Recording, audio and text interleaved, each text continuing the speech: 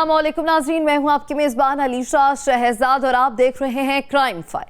आज की फाइल में ऐसे केसेस सामने आए हैं जो चौंका देने वाले हैं। साहिवाल में पुलिस गर्दी ने कयामत मचा दी है। पुलिस एहलकार ने नौजवान को कत्ल कर दिया है और पुलिस मुद्दइयों को ही पकड़ रही है। बहावल नगर के इलाके डोंगा बोंगा में जमीन के तनाजे पर खेली गई है खून की होली। खेतों में 6 अफराद जख्मी और एक शख्स बेदर्दी से हुआ है कत्ल।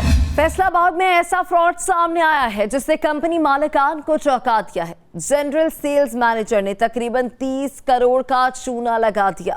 इसी तरह खानेवाल में ऐसी कहानी सामने आई है जिसमें कमसिन बच्चों को पुलिस ने मुकदमे में घसीटा है। नाज़रीन, पहली कहानी का बाकायदा आगाज करेंगे।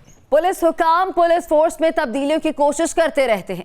पुलिस इस्लाहात करने की कोशिश की जाती है। डिसिप्लिन के नाम पर पुलिस एहलकारों की तरबियत भी होती है, मगर पुलिस एहलकार अफसरान की मेहनत को बाला ताक रखकर बदतमीजी पर उतर आते हैं। वर्दी के नाम पर गुंडागर्दी भी करते हैं। चंद पुलिस एहलकारों की वजह से पूरी पुलिस फोर्स पर उंगलियां उठाई जाती हैं। ऐसा ही एक वाकया सामने आया जिसने पूरी पुलिस फोर्स पर सवाल उठा दिए हैं।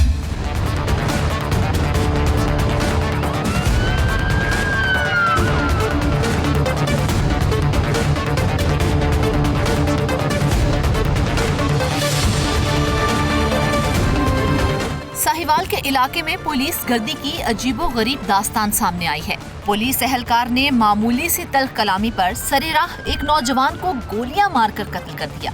क्या वजह है कि पुलिस अपने बेटी भाई के खिलाफ मुकदमा दर्ज नहीं कर रही? क्यों पुलिस मुद्दइयों के खिलाफ है? गौर से सुनिए। भाई इत्थे हादसा होया, वो भाई जिन्हें बंदा मारिया उन्हें भी वैसे मारना चाहिए। उदा ही हक तो भाई उन्हें भी निके निके बच्चे आ, उन्हें तो गलती से नाल लग गया। हुण साडियां गड्डियां ना भाई गड्डियां लाई सी, कहने भाई गलती होगी माफ़ कर दे, भाई गलती हुई साडे कोल, सानू भाई गलती होगी सानू माफ़ी दे दो, भाई सॉरी आ, असीं माफ़ी मंग लेने आ।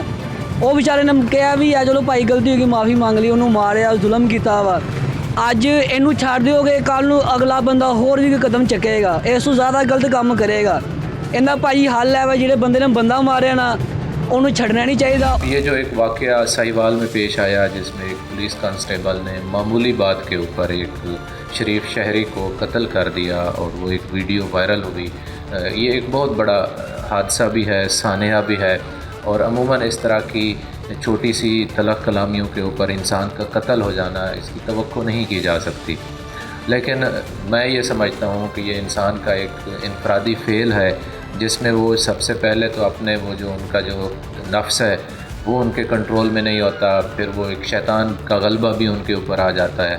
और कुछ लोग ऐसे होते हैं जो साइकोलॉजिकली अपसेट भी कह सकते हैं या साइकोलॉजिकली वीक भी होते हैं कि वो सडन उनका जो टेम्पर है वो लूज़ कर जाते हैं और वो इंतहाई गुस्से की आखिरी हद को चले जाते हैं और वहाँ से उसके साथ ये वारदात हो जाती होती है।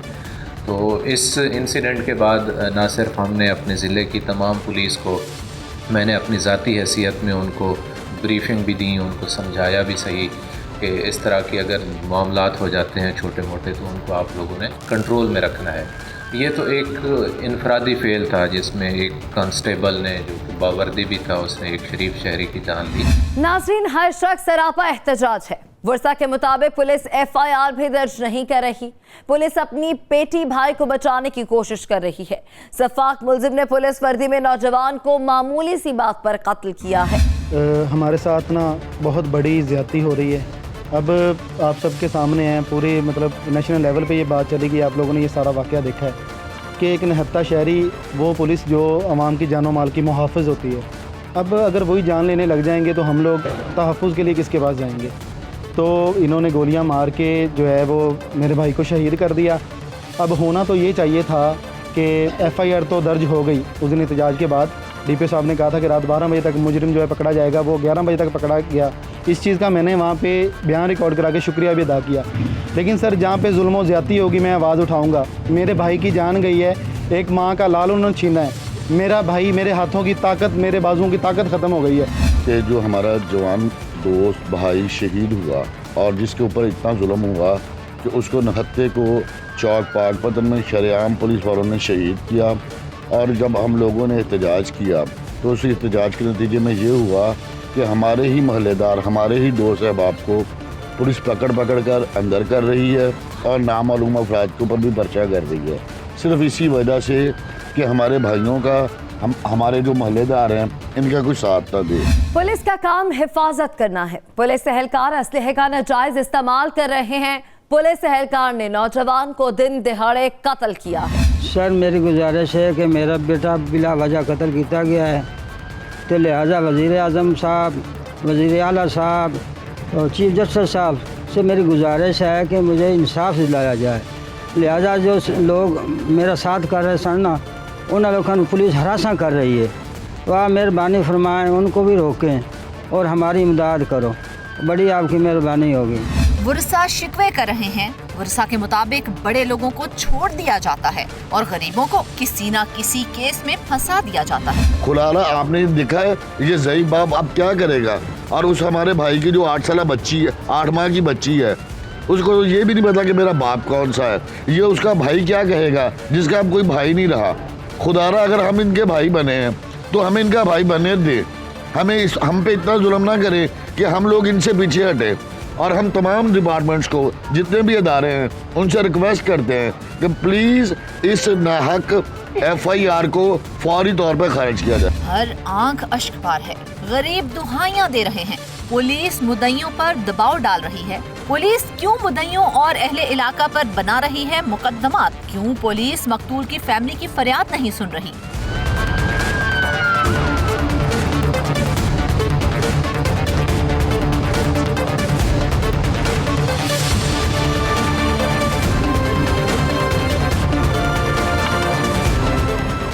तो अब हो ये रहा है कि जो बंदे हमारे एहतजाज में शरीक थे, शरीफ लोग थे, जिन्होंने थाना कचहरी के मामला कभी देखे नहीं, कभी इंटर भी नहीं हुए, उन लोगों को एक खौफ का माहौल बना के उन पे एक FIR दर्ज की जा रही है। और ये FIR जो है किसी सूरत नहीं बनती, कोई तोड़ फोड़ का मामला नहीं है। पुलिस वालों ने अपनी तरफ से ही कोई मुद्दई बना के हम पे FIR करवाई है। और हमारे ये रात 3-4 बजे तक जो है ना गिरफ्तारियाँ होती रही हैं।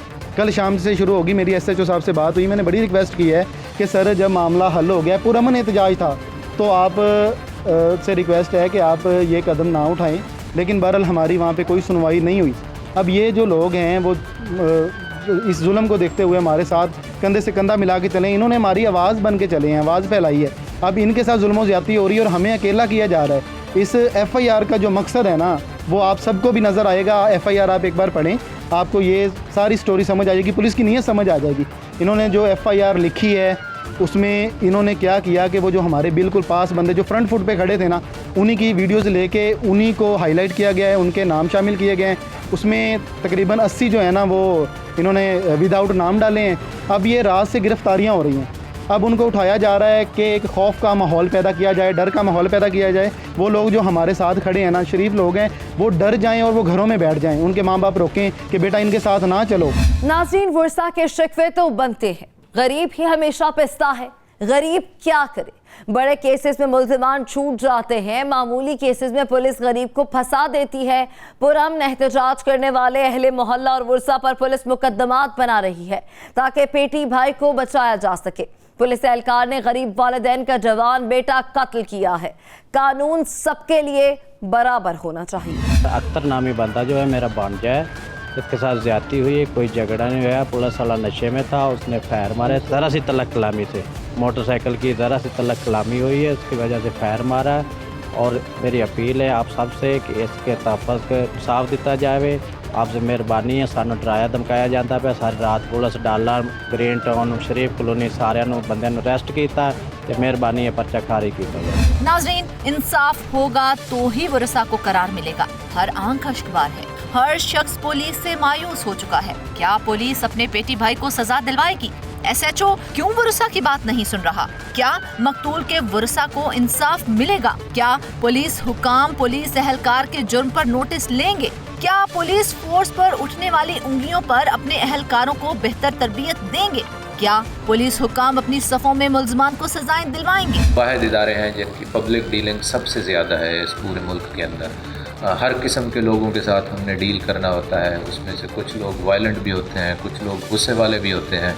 लेकिन क्योंकि हमारा तरबियती निज़ाम इतना अच्छा है कि हम अपने अंदर मैक्सिमम बर्दाश्त रखते हैं, मैक्सिमम रेजिलियंस की बुनियाद पे हम चीज़ों को मैनेज कर रहे होते हैं।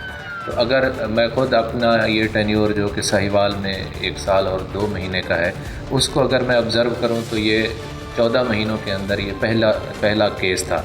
इससे पहले हमने जितने भी मामलात निपटाए, कहीं पे कोई ऐसा इशू नहीं आया कि इवन पुलिस के ख़िलाफ़ इस लेवल की भी कंप्लेंट नहीं आई कि जी पुलिस ने किसी शहरी को गाली गलौज की हों या इस तरह।